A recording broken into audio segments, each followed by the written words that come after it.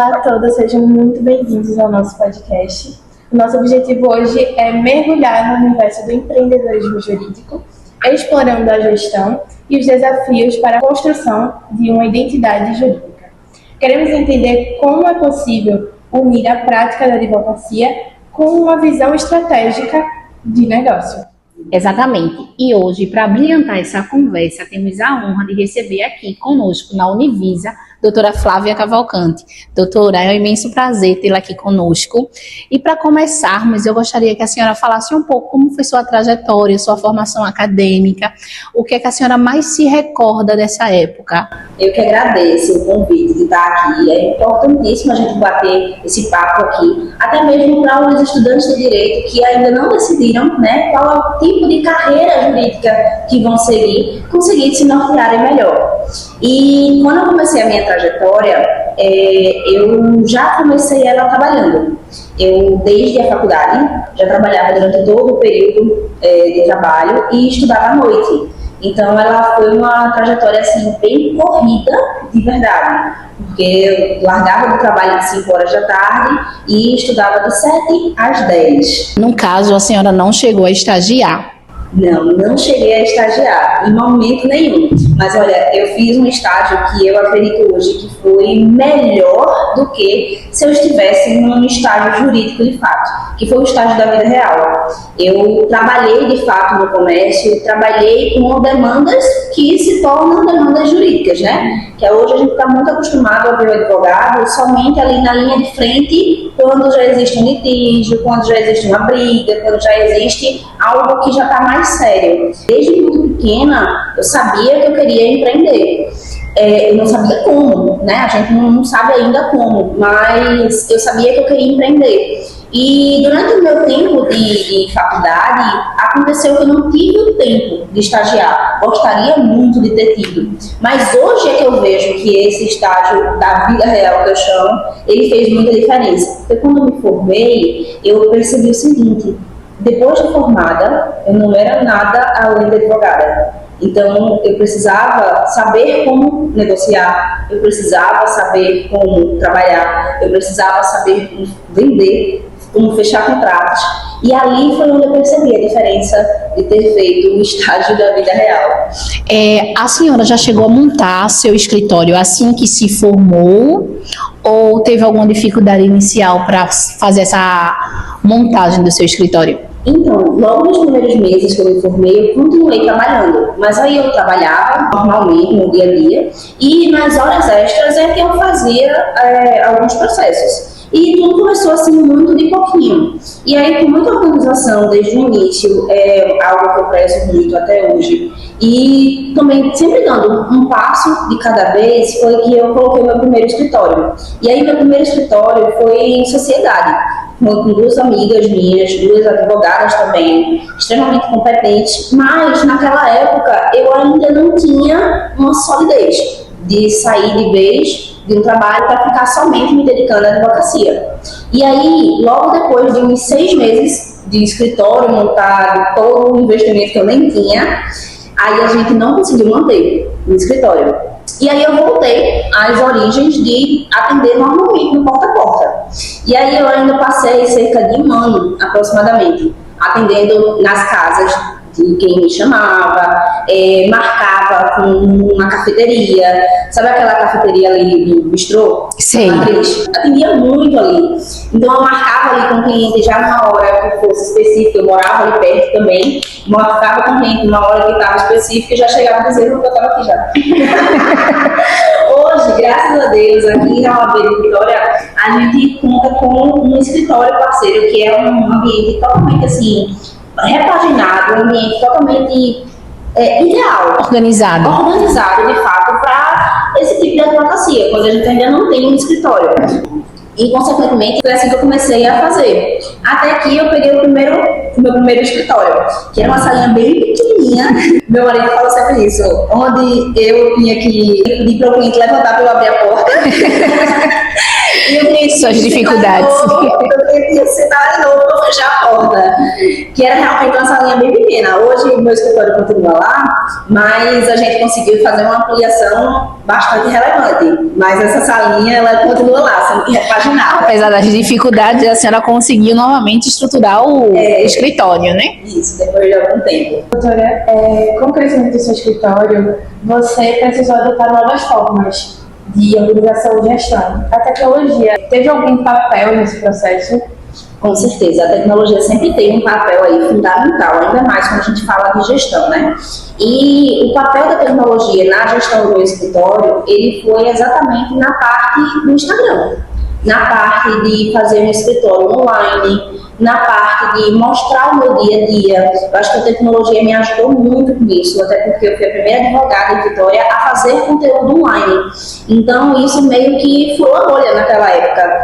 E, consequentemente, chamava a atenção, da forma positiva ou não, mas chamava. Mas chama, né? Chamava a atenção. Então, eu acredito que a tecnologia me ajudou muito naquela época com essa situação.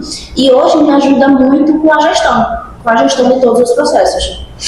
A gente, como está falando de inovação, da tecnologia, sobre a inteligência artificial, quais áreas do direito você acredita que ela pode impactar mais? E qual a importância e relevância que ela tem hoje dentro do ramo do direito? Olha, a inteligência artificial hoje, eu não acredito que é uma opção que vai eliminar o advogado, de forma alguma. Mas eu acredito fielmente que o advogado que não souber usá-la, ele vai acabar ficando para trás. Ele não vai deixar de advogar. Nunca a gente vai deixar de ter advogado. Jesus foi o primeiro advogado. Então a gente não vai deixar de ter um advogado hoje no comércio, mas a gente vai ter um advogado muito mais rápido. Um advogado mais rápido, um advogado mais eficiente e um advogado que consegue trabalhar mais. A tecnologia e a inteligência artificial hoje, ela vem para isso, vem muito para agregar. Agora, sobre o seu posicionamento digital, como a senhora vem falando, a senhora é muito ativa nas redes sociais, mostrando seu dia a dia na advocacia e a sua atuação de diferentes áreas. Como o posicionamento digital vem contribuindo para a construção do seu escritório e também para o fortalecimento da sua identidade jurídica no ambiente digital?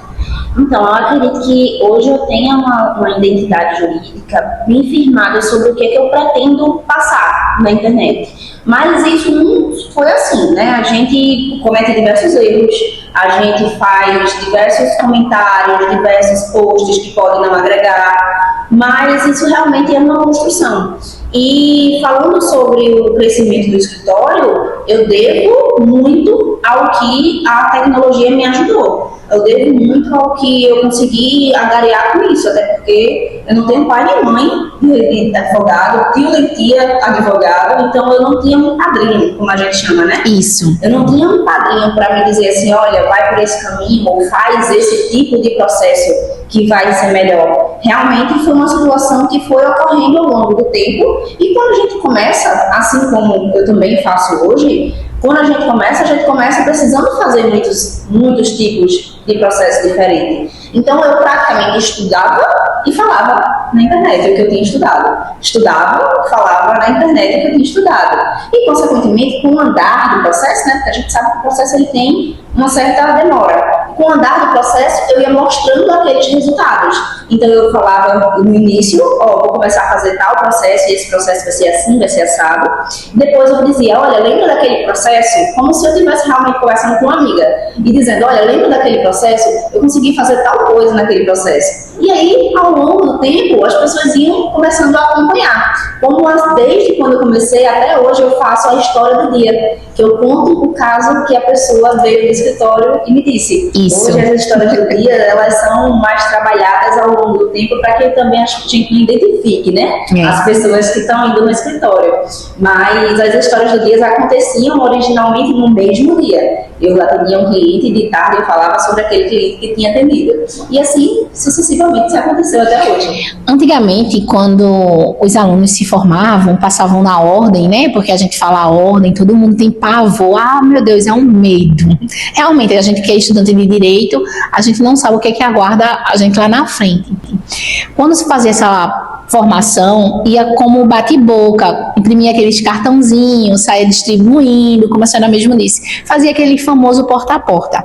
Hoje a gente tem o digital, né, ali, as redes sociais, para mostrar o trabalho. Na Univisa aqui, a gente está tentando adaptar isso para o nosso ramo do direito também, já tentando trazer para dentro da formação esses conteúdos digitais, para quando se formar, saber qual rumo seguir. A senhora também mencionou que um advogado, ele tem que estar ali dentro do mercado digital. Isso é essencial. O que eu quero saber é como se posicionar referente à imagem da gente digital. Perfeito, a pergunta é excelente. E sabe o que é que eu acredito que a gente pode se posicionar hoje? Vocês, como estudantes de direito, podem se posicionar hoje como estudantes de direito, de fato como estudante de direito, e mostrar ali no dia a dia como é a rotina de vocês. Porque, veja, eu sempre digo o seguinte, antes de a gente ser qualquer coisa, antes de a gente passar na OAB, a gente já é uma pessoa e a gente já tem que mostrar a competência que a gente tem. Então, hoje, se a gente tem um perfil que não é um perfil organizado, a gente sabe que advogado cumpre prazo, se a gente tem hoje um perfil que não está ali voltado e dedicado para o curso da gente, a gente vê lá na frente um profissional que não deu muita bandeira para isso. Então, eu acredito que hoje, vocês como estudantes de direito, podem já se posicionar como estudantes de direito. E isso não vai infringir o código de ética de forma alguma, muito pelo contrário, vocês já estão se posicionando no mercado. E, consequentemente, o que mais a gente vê hoje no Instagram é a situação emocional, porque pessoas se ligam com pessoas. E um dia, quando vocês transferirem o Instagram de vocês de pessoa física para um escritório de advocacia, para mostrar que vocês passaram na OAB, vocês vão conquistar mais do que clientes, vocês vão conquistar aqueles fãs, aquela pessoa que está ali, junto com você, vendo o seu dia a dia, mostrando que você estava estudando para passar na ordem e ela vai comemorar aquela conquista com você. Isso daí vai atrair muito mais do que você somente postar quando começar, de fato, a trabalhar. Referente ao posicionamento, no período passado, o atual coordenador do curso da gente, ele foi professor do projeto Integrador, onde ensinou a gente a montar uma página no Instagram voltada para o ramo digital do direito, para a gente se posicionar, mencionar, falar o que a gente está fazendo no dia a dia, mas de forma coerente e dentro do código de ética. Aí, Kalina, ela foi responsável por fazer a página do nosso grupo na época. Eu achei bastante interessante. Aí, como a senhora mencionou também, de fazer essa migração do pessoal para o profissional, porque a gente sabe que a gente tem uma conta pessoal, onde a gente publica tudo, mostra tudo, e quando a gente faz essa transição, a gente também apaga um pouco da pessoa que a gente era antes. Então, a minha pergunta é assim, é difícil pra gente, mas quando a gente faz essa transição, o que é que a gente sente ali quando mudou o perfil, que viu, que chamou o primeiro cliente? É isso que eu quero saber da senhora, quando a senhora conseguiu captar o primeiro cliente pela rede social. Quando eu consegui captar o meu primeiro cliente pela rede social, eu sinceramente não me lembro. Mas, sabe o que eu me lembro? Eu me lembro bem que, como eu já trabalhava, eu já tinha uma rotina e já tinha as pessoas que me conheciam. Porque, vou te dizer, meus clientes de hoje são os mesmos que eram de muito tempo. Então, as pessoas hoje me conhecem, e como eu te disse, né, agorinha, elas me chamam no fórum de Flavinha porque me conhecem desde antes de ser advogada, há muito tempo. Eu sou nascida e criada aqui em Vitória, então, querendo ou não, é sempre assim, uma pessoa conhecida. E para ela hoje me ver como advogada, eu também comecei postando antes de eu tirar a AB, eu já postava que eu estava estudando, eu estudava de 5 horas da manhã. Eu estudava de 5 horas da manhã a 8 horas da manhã. De 8 horas eu trabalhava até 5 horas da tarde. 5 horas da tarde, quando eu chegava em casa, tomava banho, me arrumava e ia para a faculdade. E aí voltava para casa e voltava e dormia assim, tipo, imediatamente, para poder, no outro dia de manhã, acordar disposta. E eu sou uma pessoa diurna, particularmente. Outras pessoas gostam de trabalhar, de estudar à noite, etc. Eu sou uma pessoa diurna. Hoje é o meu sacrifício estar aqui acordada agora, sinceramente. Mas, assim, só para resumir sobre o primeiro cliente e como é que foi essa transição. Eu acredito também, Darley, né? que aqui tem uma questão basicamente voltada assim ao que você vai querer do seu futuro. A gente posta muita coisa no Instagram e a gente acha que está sendo muito legal postar as coisas no Instagram, mas a gente não vê o que é que a outra pessoa está interpretando do outro lado. Porque no final das contas, o Instagram hoje ele é uma conta para você não somente se divertir, mas para você vender. O TikTok ele também está se transformando numa conta para você vender. Ele começou originalmente pela geração G, mas hoje o TikTok Shop é uma das plataformas que mais vende no digital, quase ultrapassando aí a Amazon. E você vê que o mercado ele se volta para esse tipo de situação. Então, assim, você ficar fora dessa situação meramente porque você quer postar, sei lá, vamos dizer assim, a sua farra, entendeu? Você postar sua vida pessoal assim muito íntima, você pode fazer um bem. Você pode fazer um bem. Bota seus melhores amigos lá, quem você quer de fato que veja aquele seu interesse e deixa seu perfil pessoal aberto. Porque no final das contas, todo mundo vai ver que você está estudando. As pessoas sabem que a filha de não sei quem está estudando direito, vou perguntar a ela. E se você posta todos os dias, se você tem essa rotina de mostrar isso daí, vai ficar fixado na cabeça das pessoas. Tem dia que a gente nem está pensando em contratar um advogado, mas você me vê tanto na internet. Vou lá. Eu nunca mais me esqueço. Tem uma cliente, que é minha cliente até hoje, virou uma amiga, Cláudia Canção. Eu não conhecia ela pessoalmente. E aí uma vez eu encontrei com ela.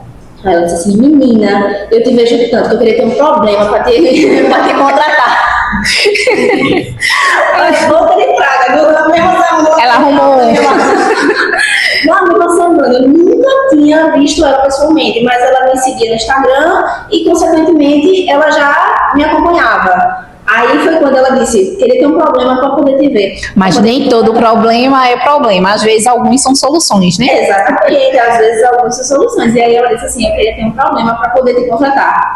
Na mesma semana. Mas isso por quê? Porque ela me via tanto no Instagram que ela sentia o desejo de comprar. A mesma coisa acontece hoje com todas as pessoas, todos os influenciadores. Hoje quem mais ganha dinheiro no mercado é o influenciador, porque você vê ele todos os dias, você acompanha a rotina dele todos os dias. Virginia tá aí. Ela diz que tem que postar de 1 em 1 hora.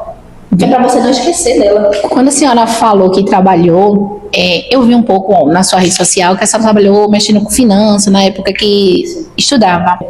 Hoje a senhora se posiciona como assessora jurídica também para empresas. Essa questão da finanças que a senhora teve experiência lá atrás, ela lhe auxilia hoje para mostrar para esses clientes que é necessário essa assessoria jurídica? Muito, ela auxilia demais, porque o que acontece? Sabe o que eu via muito de diferença? Eu via muito assim, ó, o aluno que estudava comigo, eu era uma péssima aluna, graças a Deus, não aparecia isso lá. Eu era uma péssima aluna. Eu tinha um professor chamado Gena. Gena teve uma vez, que eu nunca mais me esqueço, que ele disse assim a mim, ele achava que eu era bem patricinha, e aí ele dizia assim, não que eu não seja, mas assim, pelo menos eu tenho um conteúdo. Ele dizia assim, você não vem pra aula, porque era no final do período. Aí ele dizia assim, você não vem pra aula. Aí ele ficava tipo, meio desdenhando, sabe? Aí eu calada, assim que eu não ia pra aula, porque eu estava estudando pra OAB. Muitas vezes a aula dele não era tão proveitosa quanto o meu estudo da OAB. E aí, quando eu fui na prova da OAB, eu fiz OAB justamente com a matéria dele. Na prova dele, eu fechei a prova dele. E aí ele comentou na sala de aula, essa menina aqui não veio pra aula e tirou 10, como é que pode? Estava estudando em casa. Eu estava estudando em casa, entendeu? E assim, o que é que eu voltando assim, o que eu ia te falar, eu aproveitei muito esse tempo do que eu aprendi no comércio, sabe? Porque antes de você advogar, você precisa ter uma ideia e você precisa vender aquela ideia. Depois é que você vai descobrir como é que você vai resolver aquela ideia. Mas a primeira coisa é na venda, porque se você não souber se posicionar, se você não souber o que é que você vai explicar para o cliente, nem para apavorar ele e nem para deixar ele seguro que pode ficar sem você, você não vai vender. E na advocacia você precisa primeiro vender, para depois você solucionar o problema de alguém. E falando em rotina e organização, eu vejo que a senhora não abre mão de ser mãe, esposa e mulher. Eu quero saber como é que a senhora associa a advocacia com a Flávia, mãe, esposa e mulher. Então, como é que acontece? Eu tenho uma gestão muito boa. Eu sempre digo o seguinte, eu não sou uma boa advogada, eu sou uma boa gestora. E para ser uma boa gestora, eu preciso de uma equipe muito boa. Então, hoje, eu conto com pelo menos 12 pessoas diretas, além das indiretas, para me auxiliar na gestão do escritório. E aí, com a ampliação do escritório, na verdade, tudo se deu em favor da minha filha, que antes eu advogava sozinha. E aí, quando eu pensei em engravidar, quando eu tive minha filha, eu percebi a necessidade de ter mais um braço comigo. E aí foi da onde foi se desenvolvendo uma a uma. Hoje meu escritório tem essas duas mulheres, cada uma exercendo uma área do direito diferente, cada uma é especialista numa área do direito diferente, e hoje eu consigo gerenciar tudo isso. Mas a rotina, ela precisa em si de uma grande gestão, até porque eu consigo ter uma hora marcada para todas essas situações do meu dia sem deixar a bola cair, vamos dizer assim, em uma delas. Eu vejo que a senhora não abre mão da sua rotina como mãe, mostra alguns lances da rotina da sua filha. Hoje em dia está sendo muito pautado na internet a questão da imagem da criança, com a nova reformulação aí do Estatuto da Criança e Adolescente para a era digital. O que é que a senhora acha sobre esse posicionamento da imagem da criança em rede social? Eu acredito que seja um tema ainda que tem muita coisa para se discutir, sabe? O Instagram, a plataforma do Instagram, as plataformas de redes sociais, elas originalmente, e na sua forma mais genuína, elas foram criadas para criar conexão. Redes sociais foram criadas para ter conexão com outras pessoas. O que é que acontece? Dentro do uso dessa plataforma, dentro do uso de todas as outras plataformas, a gente percebeu no dia a dia que dava-se para comercializar produtos, que dava-se para comercializar serviços, que dava-se para fazer muito mais coisas.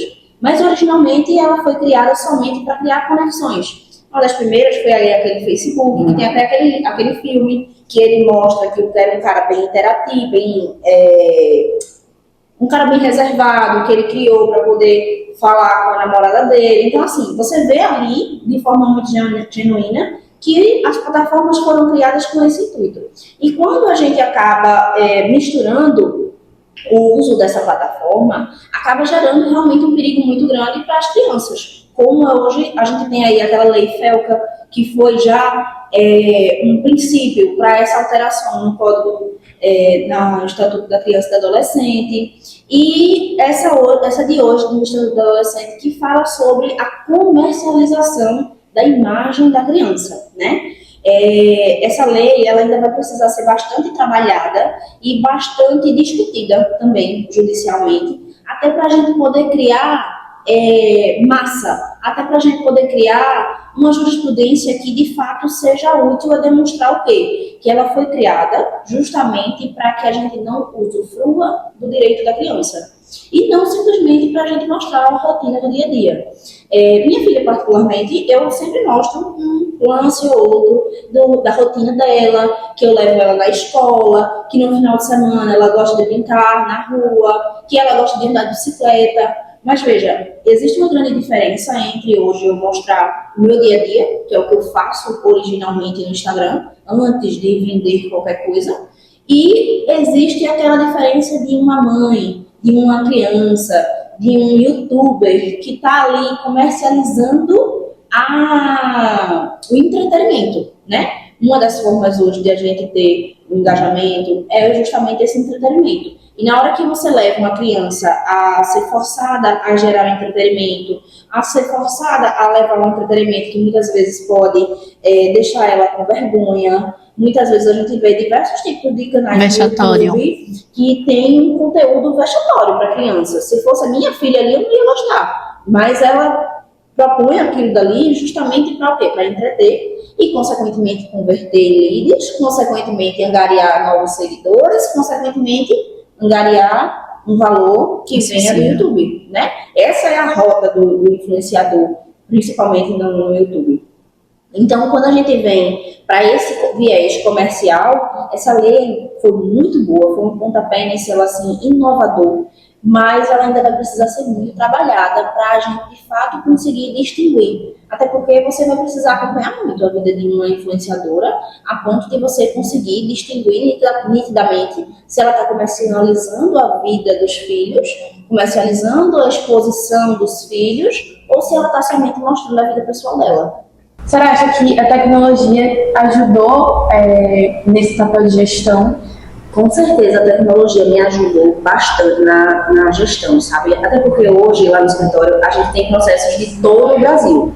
Como todos os processos hoje são online, então a gente consegue gerenciar todos os processos de todos os estados do Brasil de forma online. E aí eu volto a falar sobre a equipe e gestão de pessoas, porque eu consigo auxiliar esses processos em todos os lugares do Brasil, justamente porque a gente tem diversas pessoas para ir coordenando essa operação de diversas formas diferentes, sabe?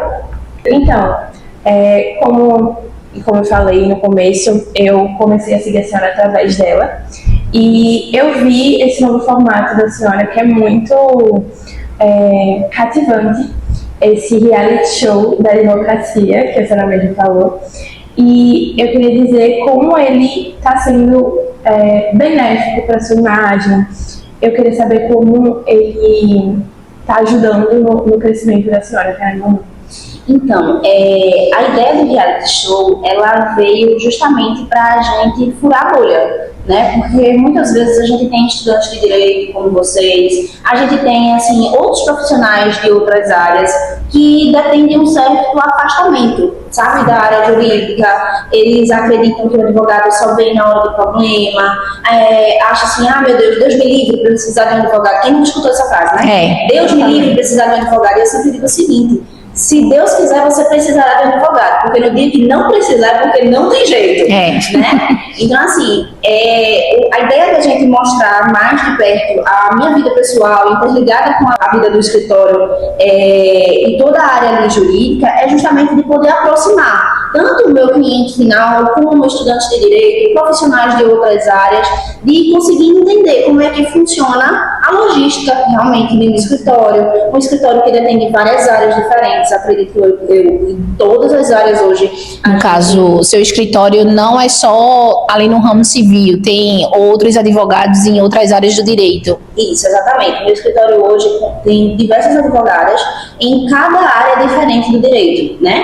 Com a minha experiência ao longo dos anos, eu acabei adquirindo experiência em diversas áreas e, consequentemente, treinando todas essas advogadas, com a gestão delas mesmo, com o profissionalismo delas mesmo, a gente já conseguiu atingir todas as áreas.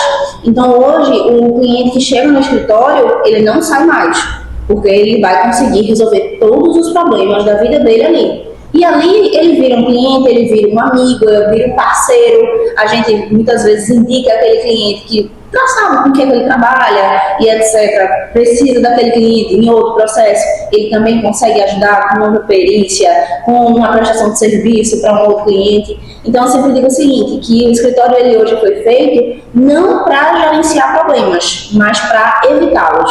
E essa é a principal função que eu vejo na advocacia, é prevenir um problema, ao invés de estar ali apagando incêndio. Trazendo soluções, né? O escritório está ali trazendo soluções. Falando de empreender, a imagem na advocacia, ela conta bastante. Hoje, a maioria das pessoas que estão fazendo graduação, elas estão trazendo essa importância para a imagem. A senhora, além de ser advogada, a senhora também empreende no mundo da moda, abrindo sua nova loja, que já tem uma já consolidada no mercado e está se expandindo. O que é que a senhora, como advogada, e que realmente entende de moda, recentemente fez um evento referente à moda. O que é que a senhora acha realmente sobre a imagem, tanto de nós estudantes, como de futuros advogados, para dentro do ramo do direito? Então, eu acredito que a imagem, ela vem muito antes do que qualquer argumento jurídico que você possa dar, né?